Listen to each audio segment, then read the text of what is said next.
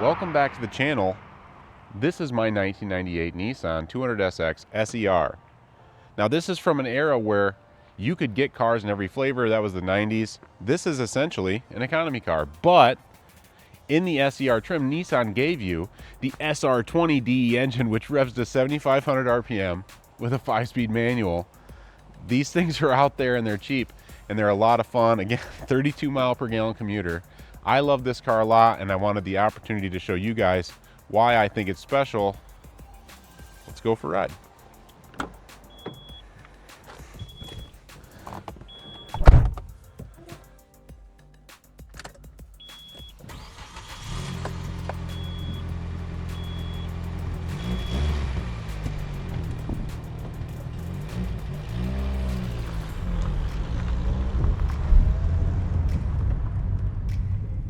Let me tell you why this car's so great.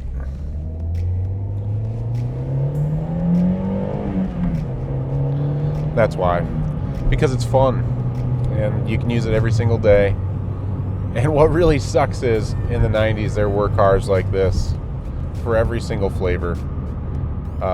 Whatever you wanted, you know, you could get an automatic, you could get a manual, you could get the base engine, you can get a high revving engine, but this car is a 98 Nissan 200SX SER. So like I said, you get the SR20, that's a 7,500 RPM engine, 140 horse, 130 foot-pounds of torque. Doesn't sound like much, but this thing weighs just a touch over 2,500 pounds. So it's a featherweight, and especially by today's standards. It's a lot of fun to drive in the corners, and it's the successor to, of course, the B13 Sentra SER, which I'll show a little picture of here. Great looking car, boxy, very cool, called the smart man's or the poor man's E30 BMW at the time. This car was a successor, and it's not nearly as collectible, this car, versus that one, but that's great because it means that these things are affordable, if you can find one. The SR20 came in these. It came in the Sentra SE as well. I'm not sure the year range for that car, but this car was 1995 to 1999. And I have an original brochure for this thing I bought off eBay, which definitely shows the era. It's very much the millennium, you know, coming about. But what makes this thing special, like I said, the usability, you can use it every day. Relative to a new car, like I always use an Equinox as my baseline. I see them all the time. This thing's a race car. It's a blast. 0 to 60 in 7.5 seconds. So much fun. So much fun. We're on this twisty road today. It's fall. This is a great time. And this is what it's like to commute in this car. Life doesn't have to be boring and you don't have to be broke. And parts are available, by the way. A lot of people like to say for these old cars in the comments, oh, but you can't get parts. You can get parts. If you can't find parts, message me. I'll find you parts. Don't worry about it. Back in the 90s, this would have been something that would have competed directly with like a Civic Si. And these weren't nearly as popular, I don't think. They didn't sell as well. The Si pretty much had that market locked in, even though this did make 15 more horsepower at its debut, I think in 95 and maybe all the way through 98. I'm not sure. I believe the Si was around 125 horse. This was 140, but you know, Honda's a Honda. Those are great cars too. Love to have one of those.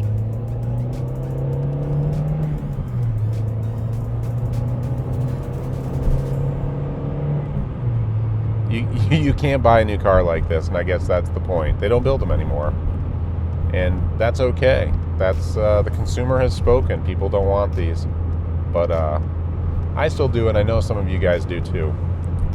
And there's alternatives to these, you know. Any really 4-cylinder Japanese manual car from the 80s and 90s is an absolute blast to drive. They're all pretty dead reliable.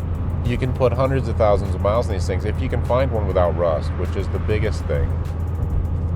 I'm trying to think of what you'd have to buy that's contemporary that would give a similar experience, and in my head, you know, front wheel drive manual, high revving, whatever, high horsepower, high performance we'll say, and you really got your Civic Type R and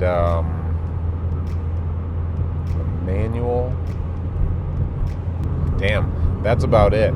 Other than that, you've got manual cars like the WRX and the GR Corolla, but those are, you know, cars that cost a good bit more money.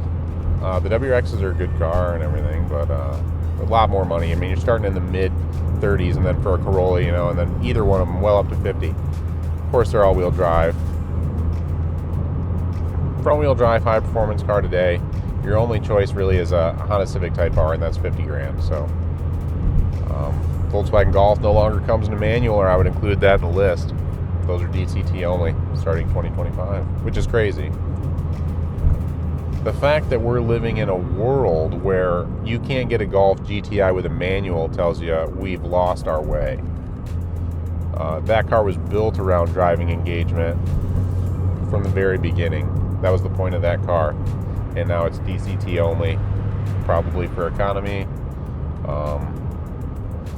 The DCT's quicker and specs sell cars. But I'm perfectly happy doing 0 to 60 in 7.5 in this thing. It's a lot of fun. So basically the takeaway is if you can find an SR20 powered Nissan, buy it. The SR20 came in these, the B13s. A lot of Japanese market cars had many iterations of the SR20, including turbocharged variants. So parts are available, and if you want to get wild, you can get wild. If you want to keep it stock like me, they're an absolute blast.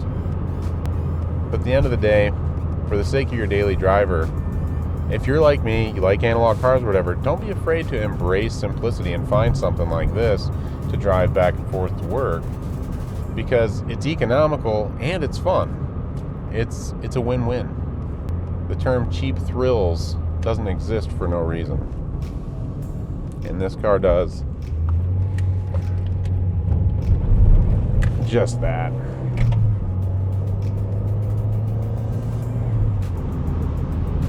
You can find one of these like me, $4,500. Some people say I overpaid. Maybe you can find one for less. And for that money and anything practical, you're hard pressed to find anything this cool. I think in that range at this point for an 80s and 90s cars, they become more and more collectible.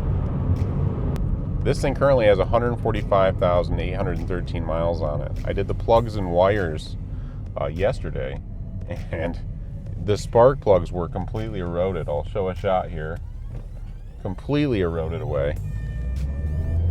It still ran like a champ. It's shocking. I mean, I gained a few ponies maybe after doing it, and I noticed now, but even then I was getting 32 miles per gallon with completely eroded spark plugs and the original wires. I think all in it cost me about $65 from Rock Auto for NGK. Cheap to maintain, cheap to drive, lots of fun. Very engaging. Crisp, sharp steering. Excellent shifter. Long throw, but very crisp. Nice clutch engagement. Excellent throttle response. You can't get this in a drive-by-wire car. Modern cars do not have throttle response like this. But alright guys, I appreciate you watching. I appreciate you coming on this ride with me and letting me talk about my Nissan that I love so much from the golden era of Nissan. They've definitely lost their way, but that's another video. Tell me what kind of cars you guys would buy if you were going to pick an 80s, 90s, or early 2000s or any era practical car. What's your pick for fun and for practicality, economy, and stuff like that? What do you think is the happy balance? I'll be curious to know in the comments, and as always, enjoy the drive.